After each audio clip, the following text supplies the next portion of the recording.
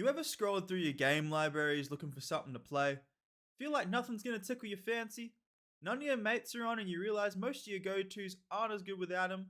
That's exactly how I felt scrolling through Game Pass trying to fill the void, which is when I stumbled across Senua's Saga.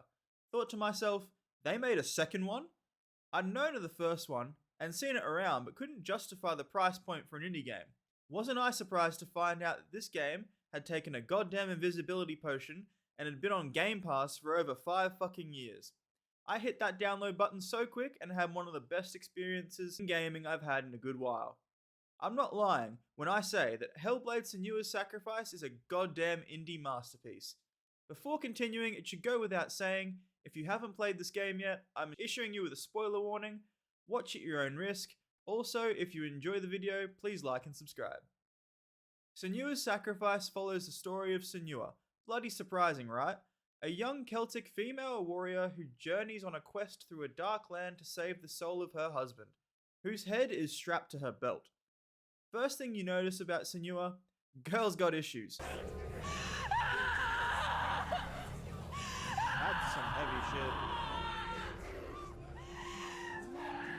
She's hearing voices, she's got trauma, she isn't sugarcoated in lore or achieved great feats. She's simply a person just trying to get shit done. It's revealed very early on that she struggles with psychosis. As you progress through the game, more is revealed to you through exposition and clever storytelling to explain the prior events leading up to the game. As you delve into the underworld, you fight Norse legends like Surta and Valravan, you fight Garm, not that one, and you learn how Senua's experiences have influenced her and how the people she knew throughout her life have had an impact on her, both positive and definitely negative. Ninja Theory have managed to craft this tale in such a way that feels new and refreshing, even if you're experiencing it, like me, in 2024. Now let's get into the thing that all the keyboard warriors truly care about.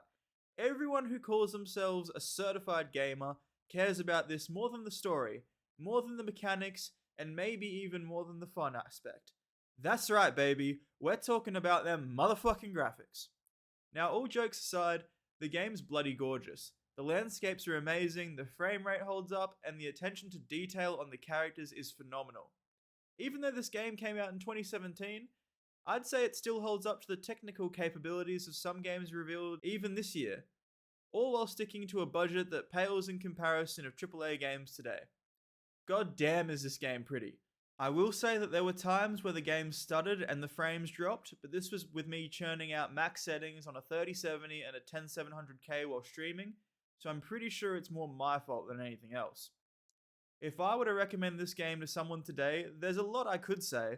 Sure, the game's pretty, the story is amazing, although somewhat abstract, but I think where this game really shines, really hits the nail on the head, is the mechanics. There's no open world, there's no side quests, just one main story, so you really need the mechanics to hit for the game to keep people playing.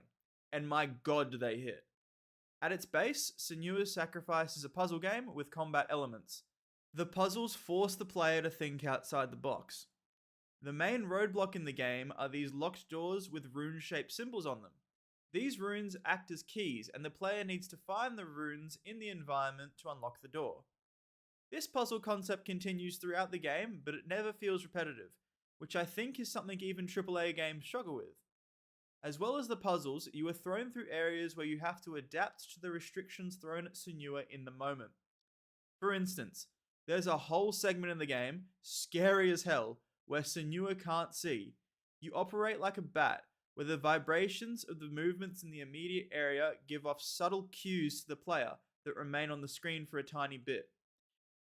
There are horrific things in the dark that you only see for a moment, but rest assured, they are definitely there.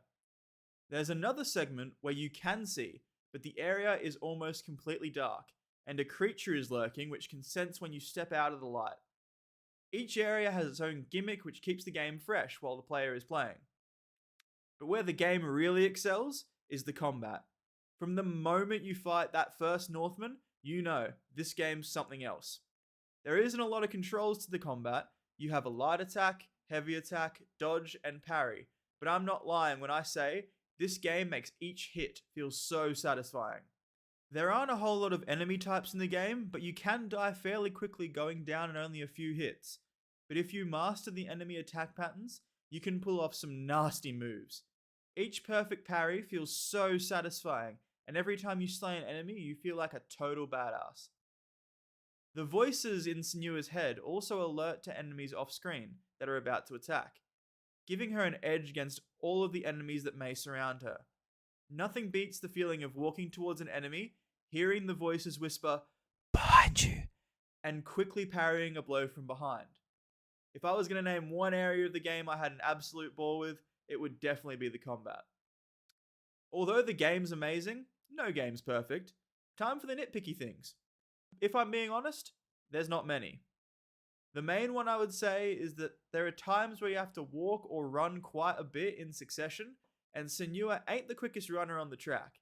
If the devs had increased the movement speed of Senua's run a little bit, I think it would have made the game more enjoyable.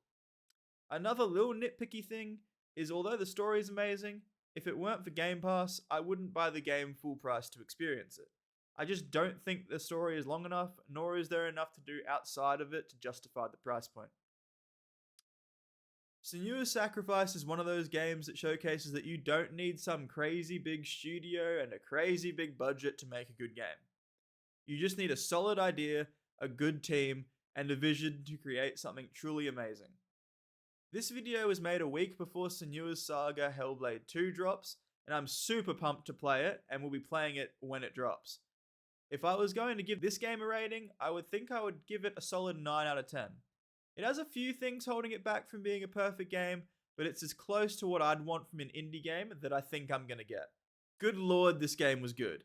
If you enjoyed this video, please hit like and subscribe, and also follow me on Twitch. Links to everything will be in the description. Have a good one.